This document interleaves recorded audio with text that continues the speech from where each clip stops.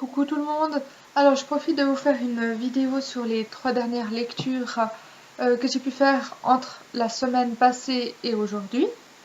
Il y a donc tout d'abord Triptyque de Karin Slaughter que j'ai lu avec Yumiko. Alors si on a lu Triptyque, c'est à cause de l'année passée où on avait lu Broken et on avait apprécié. Broken, c'est un livre qui réunit deux personnages de deux séries distinctes en fait, ce que j'ignorais au moment où j'avais commencé Broken.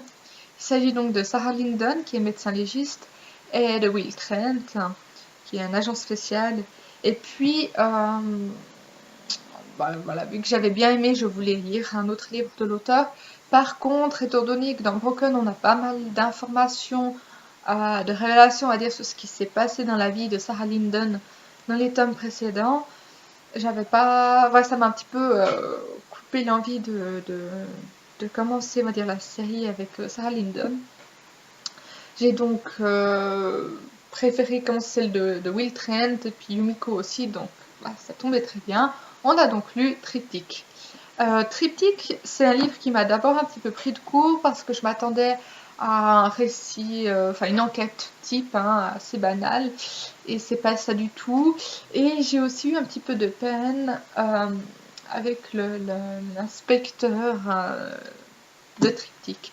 Si vous voulez, au début, on suit donc la vie de Michael Horwood, qui est inspecteur donc à la police d'Atlanta. Et on découvre donc le cadavre d'une prostituée qui a eu la langue arrachée à coups de dent. Donc oui, il arrive un petit peu après, mais c'est vrai qu'au tout début, de voir ce Michael, j'avais de la peine avec lui.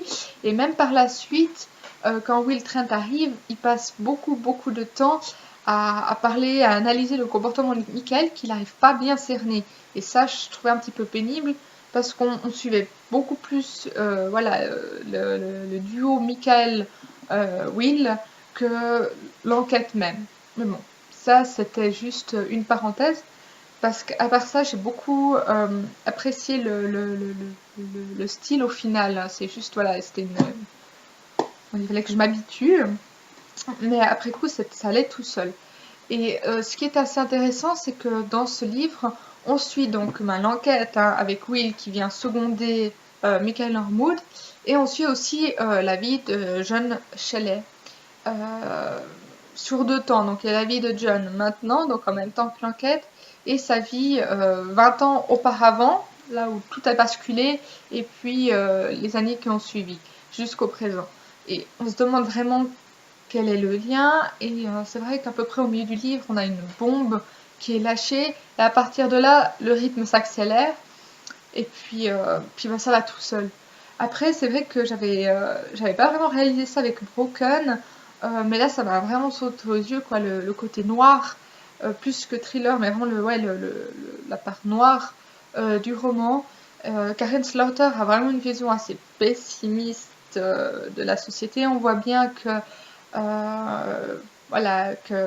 dans ses romans, la justice est très mal rendue, que la police est dans certains cas corrompue.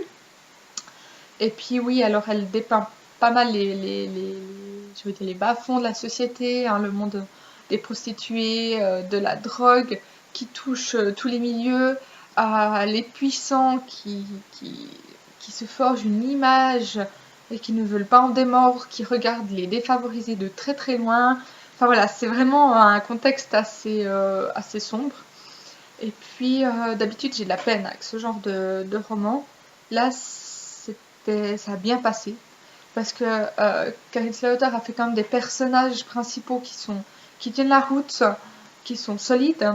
Et puis ce n'est pas déprimant du début à la fin. Il y a quand même une petite lueur d'espoir qui a fait que je n'ai pas été étouffée par la noirceur, ce qui arrive très souvent avec les romans noirs. En tout cas pour moi. Alors voilà pour Triptyque.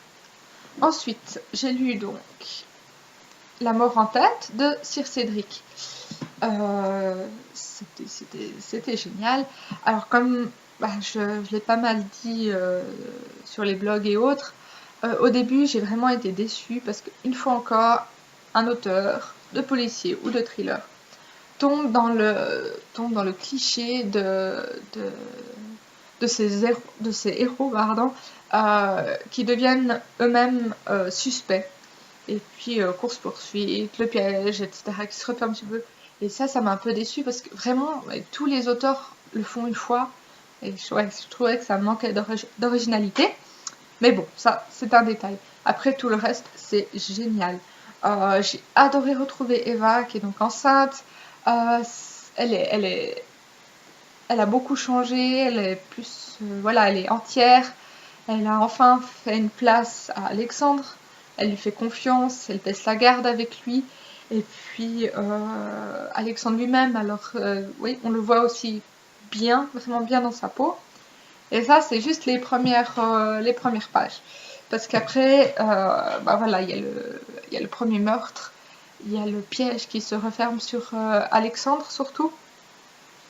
Et puis il y a cet homme qui veut la mort d'Eva pour quelque chose qui lui est arrivé dans sa vie bien des années auparavant et qui ne le lie pas du tout à Eva, mais peu importe, il a cristallisé sa vengeance autour d'elle et il ne va jamais la lâcher.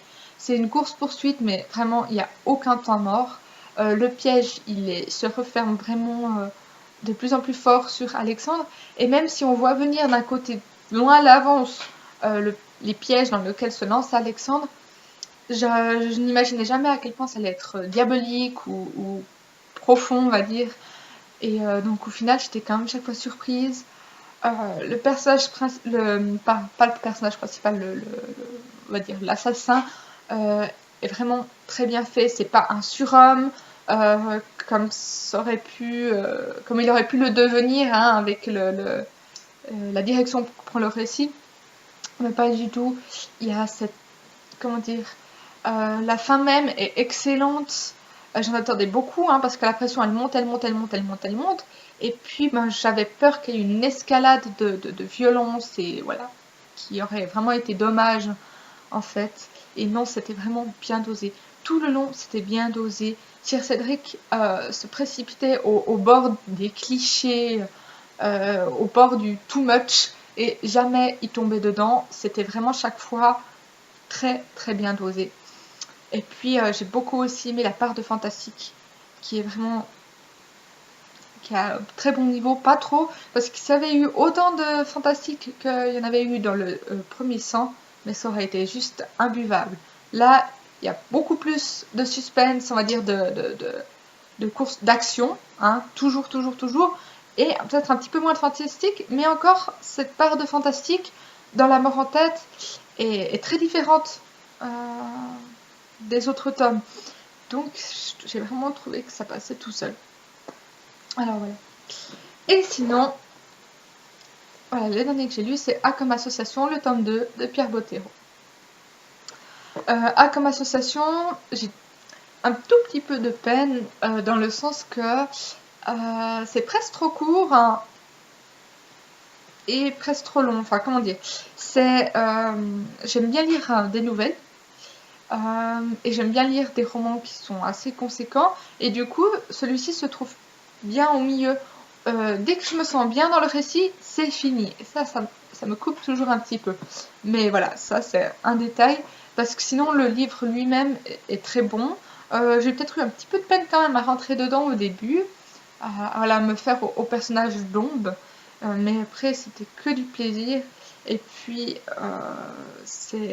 j'ai bien aimé la direction qu'a pris le récit. J'aime beaucoup l'humour de Bottero. Ça m'a fait un bien fou de le retrouver. Parce que voilà, depuis son décès, j'ai de la peine à lire des livres de lui en fait. C'est un petit peu bête, mais je fais un blocage là-dessus. Et puis bah du coup, c'était chouette vraiment de le retrouver là. Et puis ben, je vais pas tant vous en parler parce que il est court, donc si je vous en ai un petit peu, ça va juste tout révéler. Mais bah, je me réjouis de lire le troisième en tout cas. Alors voilà, donc eh bien là maintenant je vais continuer Les Brumes d'Avalon, donc le deuxième tome sur Avalon de Marion Zimmer Bradley. J'ai lu juste les quelques premières pages, ça a l'air un petit peu plus fluide que le premier tome. Et puis après, je pense que je vais lire le premier, le sang des C3, pardon, de Régis Gaudin. J'ai vraiment trop envie de le lire. Et puis ça tombe bien parce que demain il y a les Imaginales. Et puis, je vais me régaler pendant 4 jours. Alors voilà, je vous ferai sûrement une petite vidéo pour mes acquisitions des Imaginales. Je vais essayer d'être sage, mais bon, je promets rien. Et puis en attendant, je vous souhaite une toute bonne journée et à bientôt. Bye bye!